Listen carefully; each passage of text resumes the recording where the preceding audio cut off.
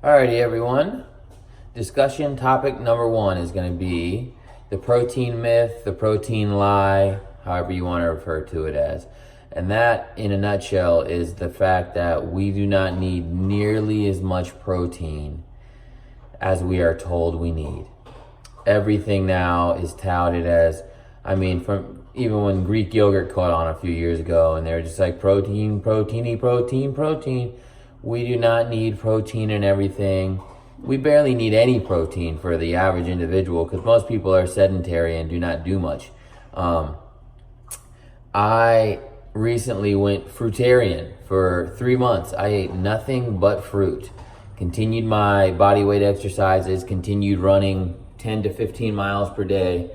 Had absolutely no muscle loss.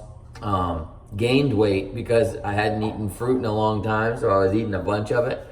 And I gained weight, and I was working out avidly, but getting probably 40 grams of protein per day.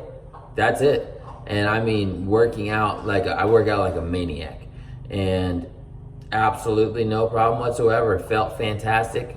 No problems at all.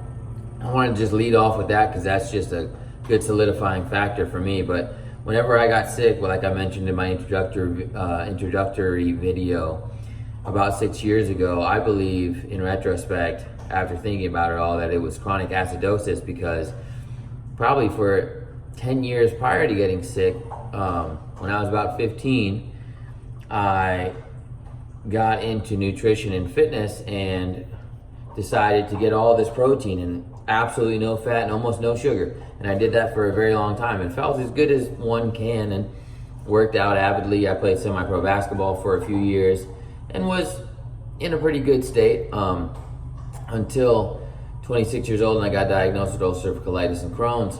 And I guarantee you that it was, looking back at it and all the research I've done up to this point and just putting it all together, that it was chronic acidosis caused by excess protein, because I was getting probably in between 220 and 300 grams a day, making sure I got that, and the other macronutrients I didn't even care about. I was not eating very many calories along with probably maybe 2,000 per day, 2,500 at the most, but my sugars were damn near not even there, and I just didn't care about much else. I was just making sure I got my protein, and I was XXX on the fat. I made sure I did not eat any fat, which is, looking back, it's stupid, but we don't really need fat. Fat's not great for you, it's hard to digest. But yeah, I didn't get like any at all. But that being said, I believe it acidified my body, that therefore burning my intestines, burning the small intestine, the large intestine. Small intestine is where Crohn's disease resides, and the ulcerative colitis is throughout your entire colon, which is the small intestine and the large intestine. That's a whole nother video. But anyways, yes, because the body can only process so much protein at a time. In one sitting, 30 grams of protein is the most anyone is going to be able to actually use and utilize. Everything else is excess protein, and it has to get filtered by I believe it's the liver, it's the kidneys, and it's a big toll. It hurts your body. It's not the best. It's just like anything else. You have to do everything in moderation. Fat, carbohydrates, sugar, you can eat it all at once. You don't have to do low carb, high fat. You don't have to do low fat, high carbs, whatever it may be. I'm speaking from experience. I know this. And this whole get your protein, and if you think, another good point to make, if you think that drinking a protein shake or eating protein directly after your workout is going to have anything to do with restoring or growing muscle in reference to that workout, you are insane. That's not how it works. It's not like, all right, hold on. Take my Chemex real quick. And then the protein runs into that muscle to make it better. That's just not how it works. It's just like you don't lose weight overnight. You don't gain weight overnight. You don't gain muscle overnight. It takes a long time.